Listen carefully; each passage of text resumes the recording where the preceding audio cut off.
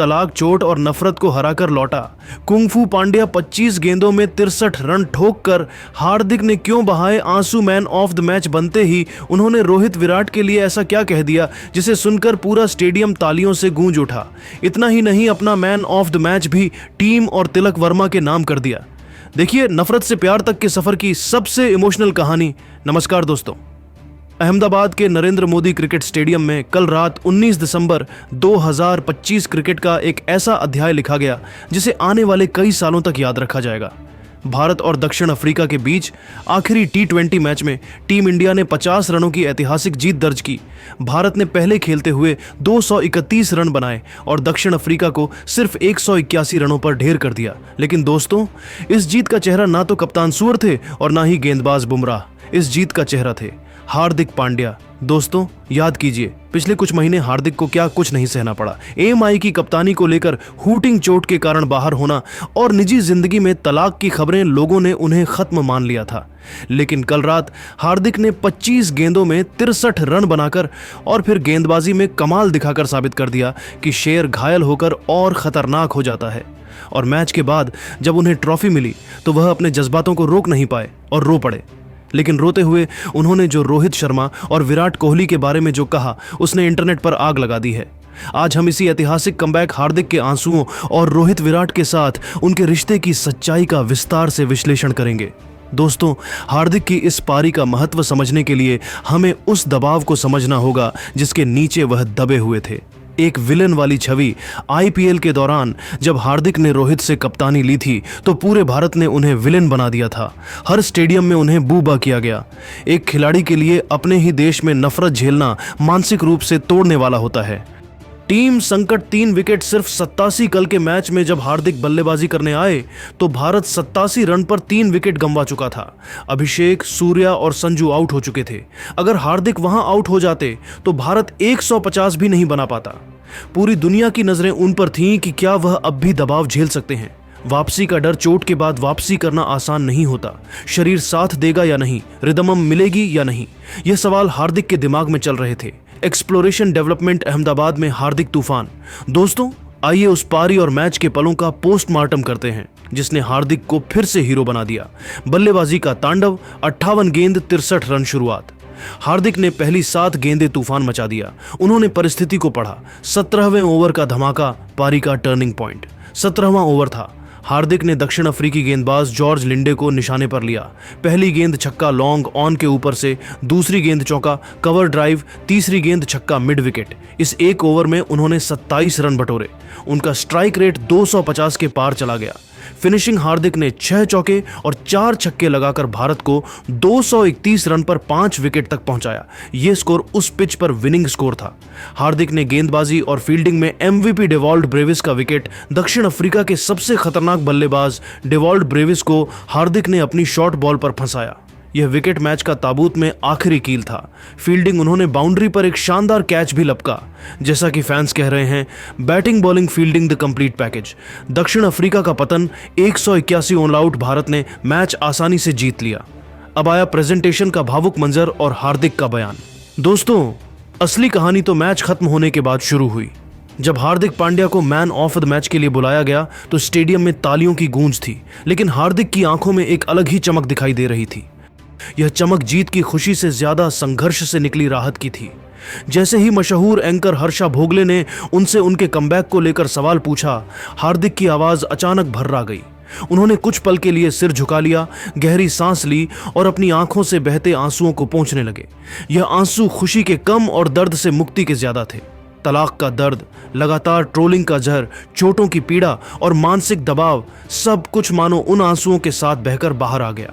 हार्दिक ने कांपती आवाज में कहा कि पिछले कुछ महीने उनकी जिंदगी के सबसे मुश्किल दौर रहे हैं। उन्होंने बताया कि हर तरफ से सवाल उठ रहे थे, आलोचनाएं हो रही थीं और कई बार उन्हें ऐसा लगा कि वह इस लड़ाई में बिल्कुल अकेले हैं। उन्होंने कहा कि जब इंसान चारों तरफ अंधेरा देखता है तब उसे बस एक सहारे की जरूरत होती है और उनके लिए वह सहारा रोहित शर्मा बने। इस बयान के साथ ही पूरा स्टेडियम एकदम शांत हो गया। हर कोई उस पल की गंभीरता को महसूस कर रहा था। इसके बाद हार्दिक ने रोहित शर्मा पर दिल छू लेने वाला बयान दिया। उन्होंने कहा, लोगों को लगता है कि मेरे और रोहित भाई के बीच सब ठीक नहीं है, लेकिन सच्चाई बिल्कुल उलट है। रोहित भाई मेरे कप्तान ही नहीं, मेरे मेंटर हैं, मेरे बड़े भाई हैं। जब पूरी दुनिया मुझे ट्रोल कर रही थी, जब सोशल मीडिया पर मेरे बारे में उल्टा सीधा लिखा जा रहा था, तब रोहित भाई ने मुझे फोन किया और सिर्फ इतना कहा, पांड्या तू चैंपियन है, तू वापस आएगा। उस एक लाइन ने मुझे टूटने से बचा लिया। हार्दिक ने आगे कहा कि आज अगर वह इस मंच पर खड़े हैं, अगर उन्होंने यह पारी खेली और टीम को जीत दिलाई, तो उसके पीछे सबसे बड़ा हाथ रोहित शर्मा के भरोसे का है। उन्होंने भावुक होकर कहा, यह man of the match award मेरा नहीं है, यह रोहित भाई का है, क्योंकि अगर उन्होंने मुझ पर भरोसा नहीं दिखाया होता तो शायद मैं खुद पर भरोसा खो बैठता। इस बयान के बाद स्टेडियम में मौजूद फैंस ने खड़े होकर तालियां बजाईं और कई लोगों की आंखें भी नम हो गईं। क्योंकि इसके बाद हार्दिक ने विराट कोहली का जिक्र किया। उन्होंने कहा कि विराट भाई ने भी मुश्किल वक्त में उनका हौसला बढ़ाया। ड्रेसिंग रूम में विराट भाई ने मुझे गले लगाया और कहा, शेर की वापसी हमेशा धमाकेदार होती है। जब आपके आसपास ऐसे लेजेंड्स हों जो आपको इंसान और खिलाड़ी दोनों रूपों में समझते हों, तो आप किसी भी जंग को जीत सकते हैं। हार्दिक की यह बात साफ दिखा रही थी कि टीम इंडिया सिर्फ खिलाड़ियों का समूह नहीं, बल्कि एक परिवार की तरह है। लेकिन इस भावुक पल का सबसे खूबसूरत दृश्य तब आया जब हार्दिक ने अपना player of the match award उठाया और उसे अपने पास रखने के बजाय तिलक वर्मा को सौंप दिया। पूरा स्टेडियम इस नज़ारे को देखकर दंग रह गया। हार्दिक ने कहा, आज अगर मैं खुलकर खेल पाया, अगर मैं 16 गेंदों में अर्धशतक लगा सका, तो उसका सबसे बड़ा कारण तिलक है।